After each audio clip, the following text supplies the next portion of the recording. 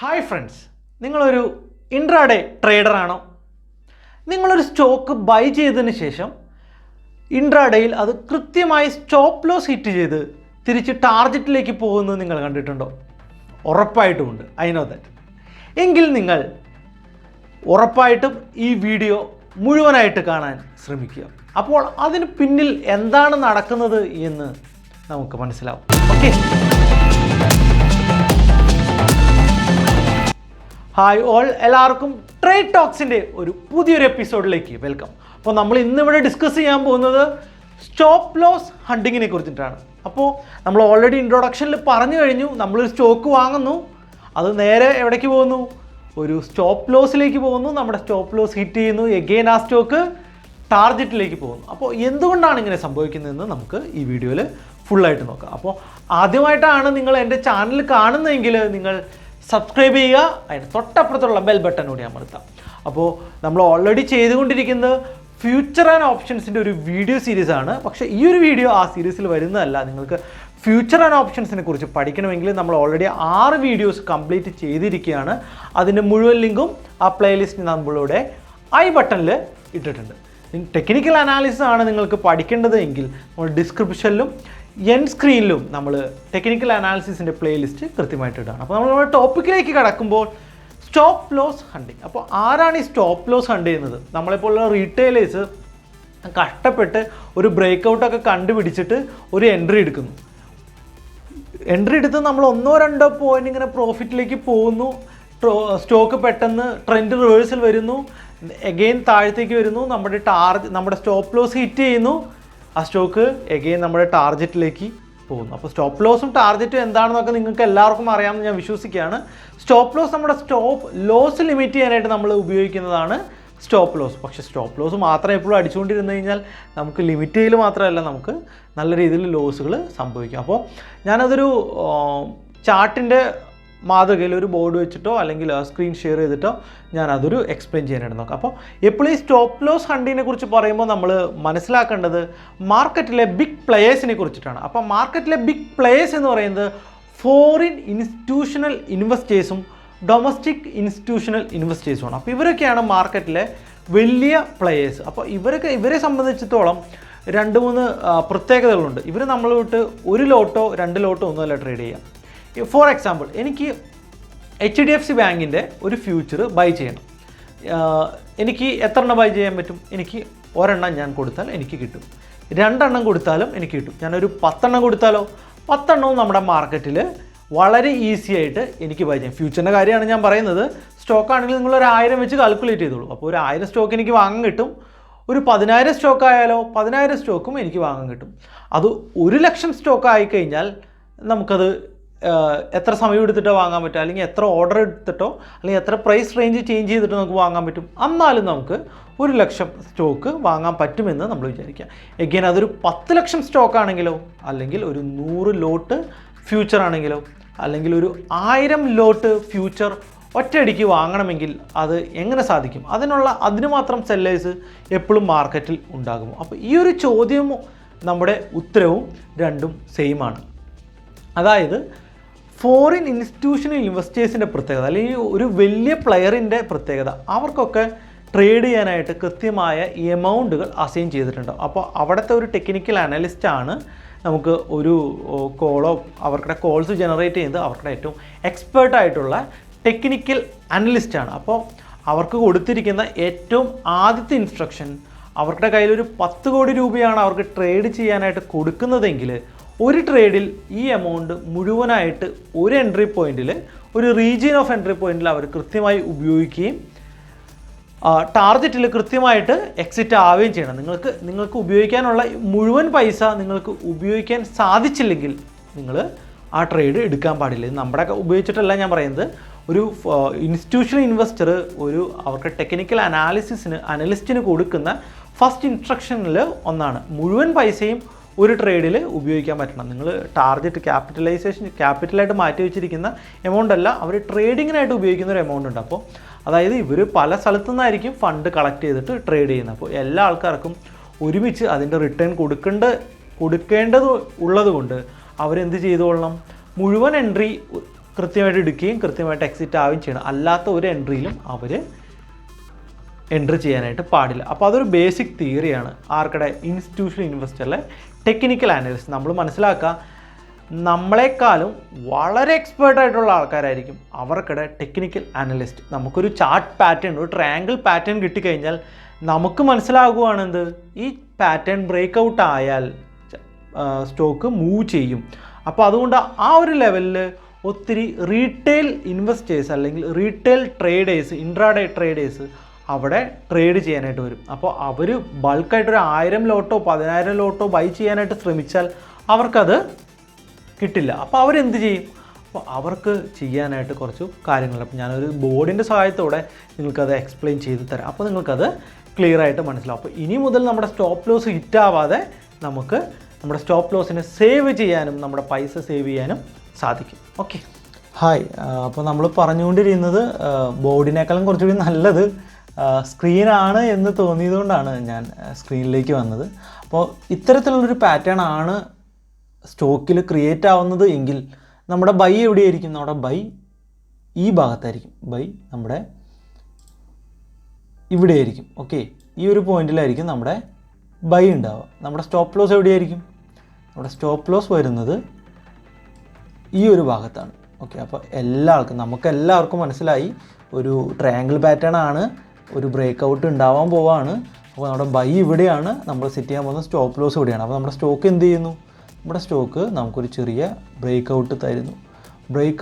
അപ്പോൾ നമ്മൾ ആലോചിക്കുക, നിങ്ങൾ നമ്മുടെ പോയിൻ്റ് ഓഫ് വ്യൂവിനേക്കാളും നല്ലത് ഫോറിൻ ഒരു ഇൻസ്റ്റിറ്റ്യൂഷൻ ഇൻവെസ്റ്ററിൻ്റെ ഭാഗത്തുനിന്ന് ആലോചിക്കുക. അപ്പം അവർക്ക് ഇവിടെ എത്ര കോടി ഇറക്കണം? അവർക്ക് ഒരു 1000 ലോട്ട് ഒന്നിച്ച് വാങ്ങണം. എവിടെ? ഈ റേഞ്ചിൽ. അവർക്ക് ഈ റേഞ്ചിൽ വാങ്ങാൻ നോക്കിക്കഴിഞ്ഞാൽ നമുക്ക് നോക്കാം, അവർക്ക് എന്ത് ചെയ്യില്ല, ആ റേഞ്ചിൽ അത്രയും സ്റ്റോക്സ് ഒന്നിച്ച് വാങ്ങാനായിട്ട് കിട്ടില്ല.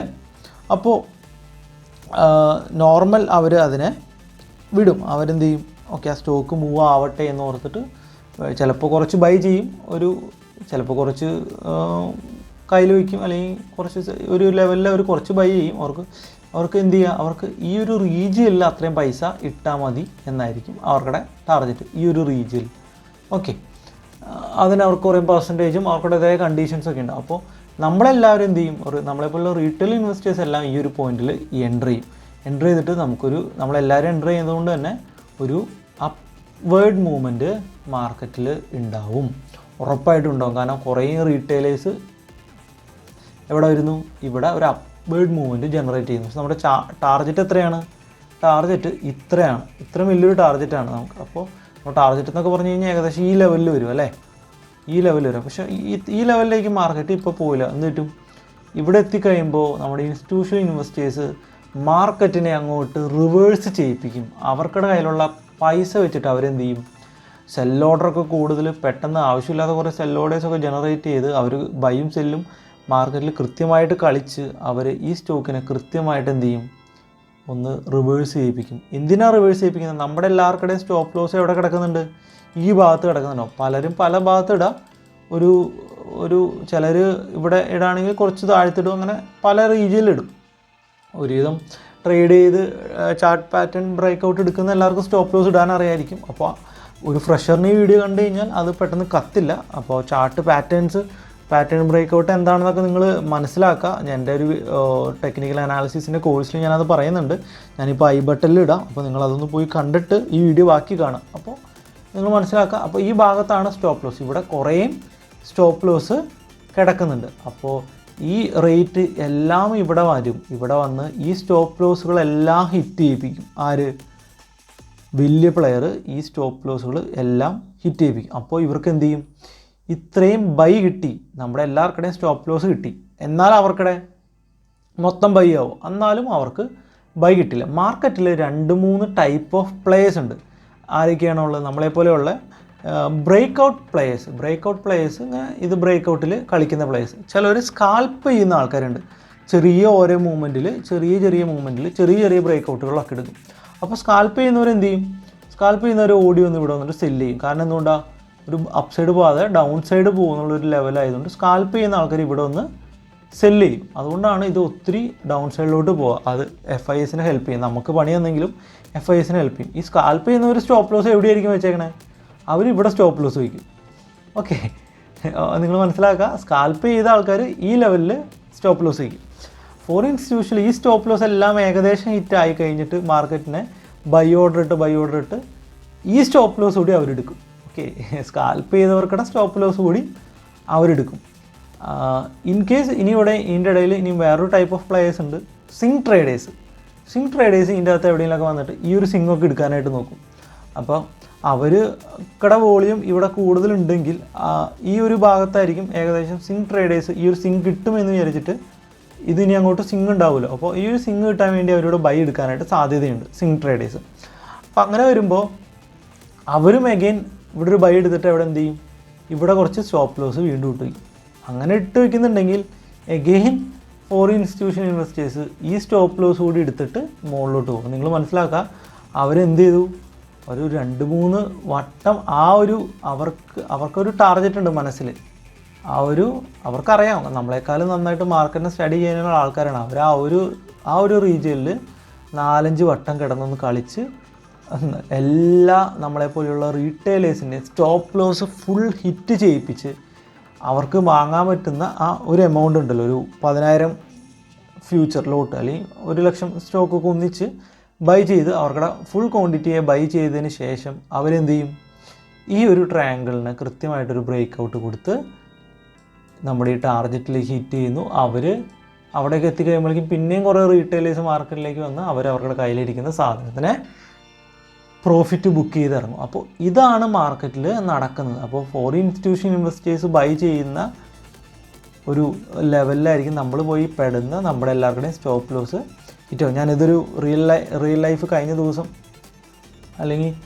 ദിവസം നടന്ന ഒരു കാര്യമായിട്ട് ഞാൻ എക്സ്പ്ലെയിൻ ചെയ്തു തരാം. ഞാൻ ജസ്റ്റ് ഡയലിൻ്റെ അകത്ത് ഒരു ട്രെൻഡ് ലൈൻ ബ്രേക്ക് ഔട്ട് ഞാൻ വരച്ച് വെച്ചിട്ടുണ്ടായിരുന്നു. ഇത് ജസ്റ്റ് ഡയലിൻ്റെ 1 hour ചാർട്ടാണ്. നിങ്ങൾ കൃത്യമായിട്ട് നോക്കുക. ഇവിടെ നിങ്ങൾ നോക്കിക്കഴിഞ്ഞാൽ ഇവിടെ ഒരു പ്രോപ്പർ ഒരു ട്രെൻഡ് ലൈൻ ബ്രേക്ക് ഔട്ട് കാണിക്കുന്നുണ്ട്. നിങ്ങൾ നോക്കുക, ഇതൊരു വലിയ ക്യാൻഡിലാണ്. ഈ ക്യാൻഡിൽ ക്ലോസ് ചെയ്തിരിക്കുന്നത് ആ ട്രെൻഡ് ലൈൻ്റെ താഴത്താണ്. എഗെയിൻ നമുക്ക് ഒരു കൺഫർമേഷൻ കൂടിയും കിട്ടി. ആ അടുത്ത 2 ക്യാൻഡിൽസും ഒരുവിധം അത് ഹാമർ എന്നൊക്കെ വേണമെങ്കിൽ പറയാം. എന്നാലും ഇതൊരു കണ്ടിന്യൂസ് ബിയറിഷ് ട്രെൻഡാണ്. ട്രെൻഡ് ലൈൻ്റെ താഴത്തൊരു 3 ക്യാൻഡിൽ വന്ന് ക്ലോസ് ചെയ്തു. അപ്പോൾ നമുക്കൊരു ക്ലിയർ ഇൻഡിക്കേഷൻ കിട്ടുകയാണ് ഒരു ട്രെൻഡ് ലൈൻ ബ്രേക്ക് ഔട്ടിൻ്റെ. അപ്പോൾ നമ്മളെല്ലാവരും കയറി ഇവിടെ സെല്ലടിക്കും അല്ലേ? ഇവിടെ എല്ലാവരും നമ്മൾ സെല്ലടിക്കും. നിങ്ങൾ നോക്കുക, ആ സെല്ല് കൃത്യമായി എല്ലാവരും അടിച്ചതിന് ശേഷം നമ്മുടെ സ്റ്റോപ്പ് ലോസ് ഏകദേശം എവിടെയായിരിക്കും? ഇത്രയൊക്കെ ഈ ട്രെൻഡ് ലൈൻ്റെ ഒരു ഏകദേശമൊക്കെ മുകളിൽ വയ്ക്കും. അപ്പോൾ അവർ നോക്കുക, ആ സമയത്ത് കൃത്യമായൊരു ബൈ നടന്ന് ആ സ്റ്റോക്കിനെ മുകളിലോട്ട് കൊണ്ടുപോയി. ആ സമയത്ത് എന്ത് പറ്റും?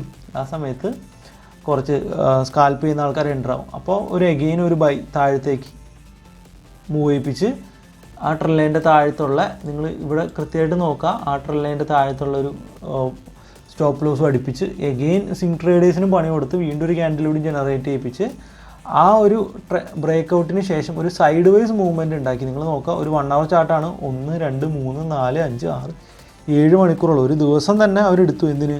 അവർക്കടെ ഫുൾ ബൈ നടത്താനായിട്ട് ഒരു ദിവസം ഫുൾ എടുത്തു. ഒരു ദിവസം ഫുൾ അവർ എടുത്തതിന് ശേഷം എന്ത് ചെയ്തു?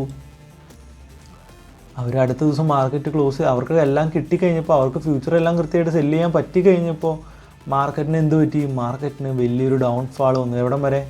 ഈ ഒരു സപ്പോർട്ട് വരെ കൃത്യമായി അവരെല്ലാം വാങ്ങിയതിന് ശേഷം കൃത്യമായിട്ട് ഇവിടെ ഒരു സപ്പോർട്ട് വരിക. അപ്പോൾ ഇനി മുതൽ നിങ്ങൾ ആലോചിക്കുക, നിങ്ങളുടെ സ്റ്റോപ്പ് ലോസ് ഹിറ്റാവാതിരിക്കണമെങ്കിൽ എന്ത് ചെയ്യണം എന്നുള്ള കാര്യം ഞാൻ എൻ്റെ അടുത്ത വീഡിയോയിൽ എക്സ്പ്ലെയിൻ ചെയ്യാം. അപ്പോൾ നിങ്ങൾക്ക് ആ ഒരു വീഡിയോ കൂടി കാണണമെങ്കിൽ നിങ്ങൾ ചാനൽ കൃത്യമായിട്ട് സബ്സ്ക്രൈബ് ചെയ്യുക.